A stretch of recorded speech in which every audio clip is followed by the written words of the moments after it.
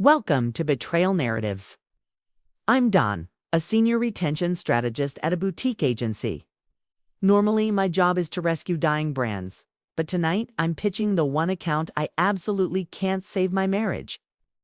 We're talking 8.5 years, 2 amazing kids, 1 perpetually shedding dog, and 3 mortgages that feel like a financial triathlon.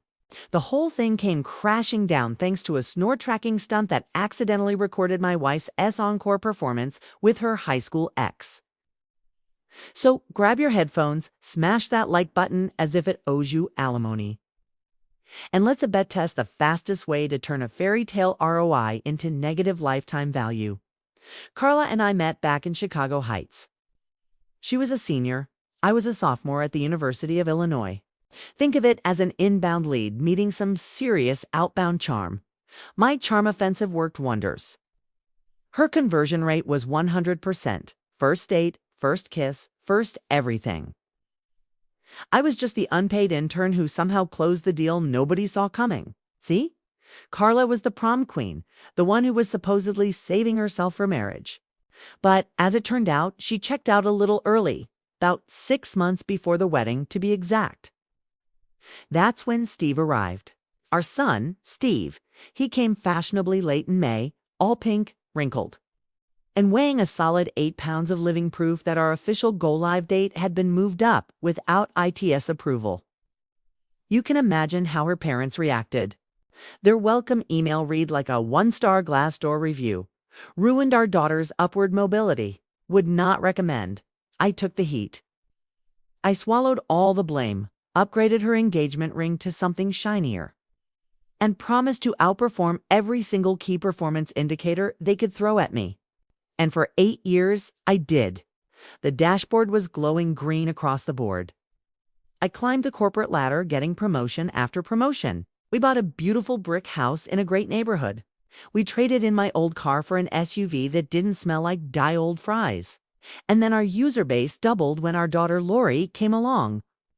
She quadrupled our family's cuteness metrics instantly. We were the perfect case study. The couple that everyone else plagiarized at Sunday brunch. We had it all. Or so I thought. Then the nightly churn began. It started with my snoring. Carla claimed I was hitting 85 decibels, which is basically jet engine territory. She swore it was shaking the windows. I counter-accused her of her own little nighttime noises squeaky. 22 decibel whistle that sounded like rodents were having a party in the attic. We reached a stalemate. Neither of us would admit defeat. We were both convinced the other was the problem. So, being the strategist that I am, I decided to bring work home. I brought home a voice-activated recorder, the same professional model we use to monitor brand sentiment in our focus groups. The plan was simple. We de-record ourselves sleeping and finally settle the great snoring debate once and for all. That night, we set it up on the nightstand, hit record, and giggled like a couple of interns at an open bar. It felt fun, a silly little experiment. We fell asleep, side by side, completely unaware of what was about to happen. The next morning, we played it back, and the results were a tie. My audio track was pure chainsaw massacre. Hers was a delicate, high-pitched mouse squeak. We laughed so hard we cried, cuddled, made up, and completely forgot about the little recording gadget sitting on the nightstand. It just sat there, silently waiting for 2 whole days. Then came the day that changed everything. Carla called me and said she needed me to tag out early with the kids. She had to go into the office, the branch location, to review some urgent Q3 numbers. It sounded important, so I didn't question it.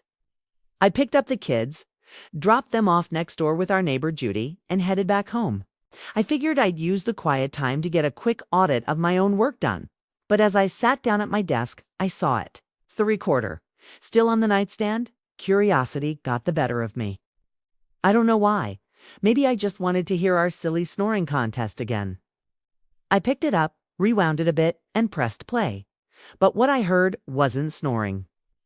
It wasn't a chainsaw versus a mouse. What I heard was a full-blown conversation recorded in crystal clear. Surround sound Dolby Atmos. It was my wife's voice, and another man's. My marital beta set tag, still practically warm from the purchase, had been re-rented. The new tenant. Steve Wilson, the first-round draft pick from Carla's senior year of high school, the quarterback she'd always talked about, and now, apparently, a loan officer influencer at Chase Bank. They were right there, in my bed, in my house. The recording captured everything. Their conversation, their laughter, and sounds that confirmed my worst fears. It wasn't just a friendly catch-up. My world just stopped. Every green KPI on my life's dashboard instantly turned blood red. The successful brand I'd built for 8 years, our marriage, our family, was experiencing a catastrophic failure. And the data was undeniable, recorded for me in high fidelity. The ROI of my entire adult life had just plummeted into negative lifetime value. I was the strategist who had just been strategically outmaneuvered in my own home. Then that little black recorder became the black box from the plane crash of my marriage. I sat there for what felt like hours, just listening to the playback on a loop. Each word, each laugh was like a knife twisting. All the sacrifices, the late nights at work, the promises I'd kept to her parents. It all felt like a joke. A cruel, elaborate marketing campaign where I was the only one who didn't know the product was a lie. This wasn't just churn. This was a hostile takeover. And the lead investor was a ghost from her past I never even considered a threat. So here I am. The data's in, the focus group has spoken, and the brand is beyond saving.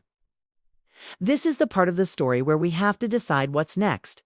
Do you rebrand? Do you liquidate assets? Or do you just burn it all to the ground and start over? It's what we're going to explore in this series. We'll dissect the betrayal, analyze the fallout, and try to chart a new path forward. Thanks for joining me on this unexpected market analysis. Be sure to subscribe to follow the journey. It's going to be a bumpy ride. Transcript reads like a bad sequel. I want all 3 kids to share the same father. Dawn's never suspected. Hopefully today I'll give you one that finally looks like you. Audience retention, 100%. My heart rate, 180 BPM. Average view duration, long enough to wish for a skip ad button. I don't rage quit. I pivot. Every strategist needs data, so I spin up Project Ghost protocol. Step 1, duplicate the tape, thank you. Dual deck technologist, tash the copy in the trunk next to my emergency protein bars. Step 2, erase everything after the snore segment so Carla keeps sleeping on easy mode. Step 3, call my boss, Jim, the only stakeholder who outranks HR. I need a cover story. Last-minute anti-terror certification in New York. Jim writes the script, books the Phantom class, and promises to field Carla's escalation calls. He ends with, "You owe me a lifetime of coffee." Deal. I check into a discount hotel south of the city, think roaches, but make them motivational. Minibar becomes my new analytics suite. Next morning, hungover but KPI-driven, I open the yearbooks like they're ancient servers that still hold the logs. I scrape every signature, run sentiment analysis, and tag each classmate, friend, frenemy, ex, or potential leak. 40 names, 10 males, 5 of whom once dated the product I'm now troubleshooting. Cold calling as Roger Morias, really Homeland Security, gives me a 73% response rate. Jill Johnson Marker, labeled non-friend, delivers the unfiltered user feedback. Carla stole my boyfriend's sophomore year. She's a repeat offender. Only this time the boyfriend is named Don. Steve's ex-wife chips in. He bragged about fathering 2 more kids after our divorce. Thought you should know. Net Promoter Score, -100. I drive past Steve's branch to perform a little competitive intelligence. He's 6'2", square jaw. Hair that says I outsource my problems. I suddenly understand why my wife keeps refinancing. The mortgage rates aren't the only thing dropping. Science time. I swab Steve Jr. and Lori while they're distracted by Peppa Pig. Mail the samples plus. Clandestine swabs from Steve's legitimate kids. Thank you. Cooperative ex-wife who hates him more than Yelp hates slow Wi-Fi. Overnight, the Cotton 2 Accurate DNA Labs Premium tier, because some insights are worth the expedite fee.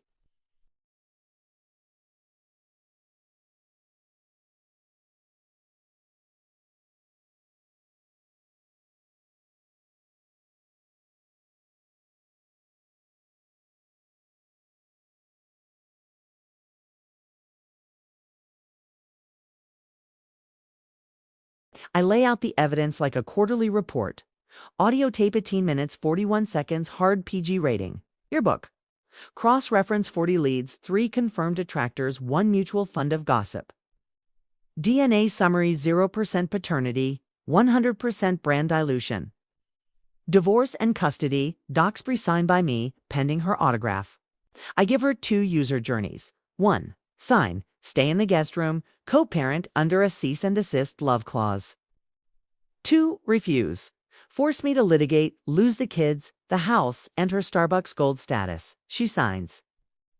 No cross-sell, no upsell, no retention email. Just the soft whimper of a customer churning herself. We become the most polite roommates in Illinois. I cook, she cleans. We parent like a pair of customer support reps on the same ticket. Wednesdays, I take the kids to Chili's. Weekends, we swap like divorced Uber drivers. Conversations are limited to logistics and weather, mostly blizzards. Even in July, Carla's belly grows product roadmap deliverable number 3, codenamed Gracie. I drive her to the hospital, hold her hand through contractions, and suggest the name because irony is the only humor I have left. The newborn looks just like Steve, but she also looks like Hope, so I let the love re-engage. I am, apparently, a universal donor of affection, just not DNA. Steve wraps his sports car around an oak tree 3 weeks after. Gracie's arrival? Insurance payout. 180K college funds for 3 kids I didn't make but can't unlove. Carla sobs. I feel nothing, like a push notification you swipe away. One night she asks, voice trembling, did you help the tree meet Steve? Huh? I neither confirm nor deny. I simply present the next requirement, lifetime silence, or the tape goes public and the kids learn their origin story on Reddit. 2 months later, I find Carla in the garage, campaign over. She leaves a note, I broke a good man. I can't live without his love, and I can't live with what I made him become. I delete the evidence, keep the DNA in a medical trust, and schedule therapy first for the kids, then for me. Years pass. Stephen graduates with a girlfriend who calls me daddy because that's what happens when you show up to every recital, game, and parent-teacher night. I marry Leslie, school board president, single mom, woman who sees my entire analytics stack and still swipes right. We blend like a well-funded startup. Jennifer gains a dad, I gain a partner, and nobody uploads the past to the cloud. I keep Carla's picture on the mantle not as a warning, but as a reminder that even the best campaigns can fail when the product lies about its ingredients. The kids know their mom loved them. They don't need the footnotes. And every time Gracie laughs, I hear a squeaky little snore that sounds like forgiveness. If you learned anything tonight, let it be this. Monitor every channel, crypt every backup, and never trust a sleeper cell in your own mattress. Smash, like if you've ever audited your life in real time. Subscribe for more stories that teach KP is the hard way. And comment below with the one metric you wish you'd tracked sooner. This is Dawn, signing off from the only campaign that ever truly mattered, my own. Until next time, keep your data clean and your heart encrypted.